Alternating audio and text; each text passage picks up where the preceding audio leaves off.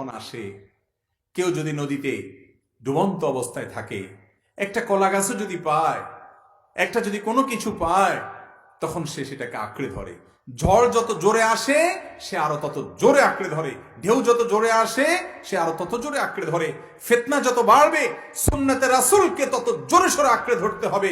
ফিতনা যত বৃদ্ধি পাবে সুন্নতকে তত বুকের সাথে পাজা করে করে নিতে হবে। আমি সুন্নত ছাড়া কিছু জানি না, যেটুকু করব আমল সুন্নত অনুযায়ী করব, নবীজি সাল্লাল্লাহু আলাইহি ওয়াসাল্লামের বাতানো পদ্ধতি অনুযায়ী চলবো, অন্য কোনো পথে চলবো না। আজ সুন্নত থেকে আমাকে সরাবার জন্য, মুসলমান জাতিকে সরাবার জন্য নানামুখী ষড়যন্ত্র চলছে। কারণ ইসলামের এই যে কোরআন এবং সুন্নাহ, এই দুইটার একটা থেকে সরালে অর্ধেক থেকে সরানো হয়ে যায়। ইসলাম অনুসরণ সে করছে কোরআনের অনুসরণ করার মাধ্যমে, এই বিভ্রান্তির মধ্যে থেকে নিজের অজান্তে ইসলাম থেকে বের হয়ে যায়। ভাইরা আমার, এ নিয়ে ঘন্টাকে ঘন্টা কথা বললে শেষ হবে না। আমরা ইতি টানতে চাই, আমাদেরকে অনুসরণ করতে হবে কোরআন এবং